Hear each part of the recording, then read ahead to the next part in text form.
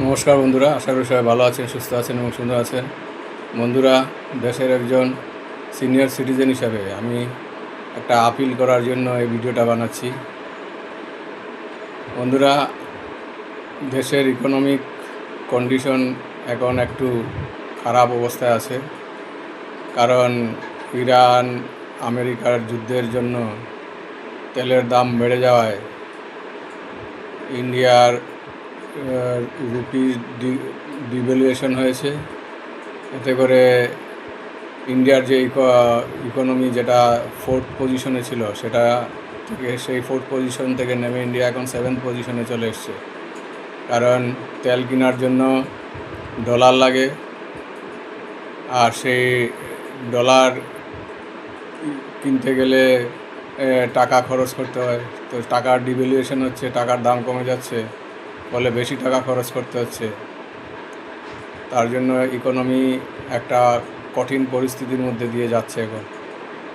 কাজেই এই সময়ে আমাদের চিন্তা করা উচিত কিভাবে আমরা টাকা বাঁচাতে পারি।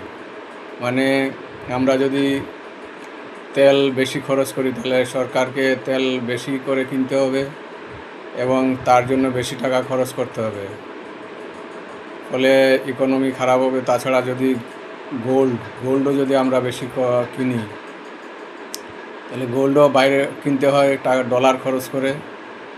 তো ডলার কিনে, টাকা দিয়ে ডলার কিনতে হবে, ডলারের দাম বেড়ে গেছে, ফলে কী হবে, অটোমেটিক দেশের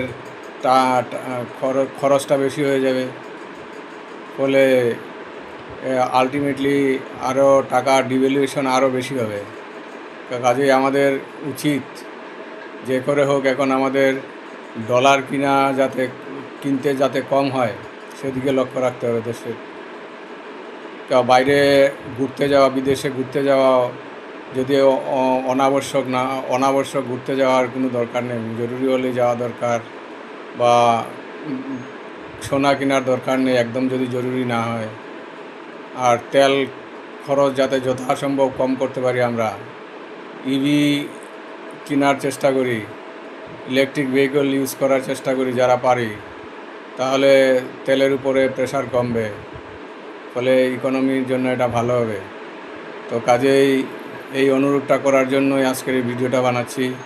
আমরা সবাই চেষ্টা করব যাতে আমরা তেল খরচ কম করি এবং বিদেশ ভ্রমণে যাওয়াটা আপাতত স্থগিত রাখি।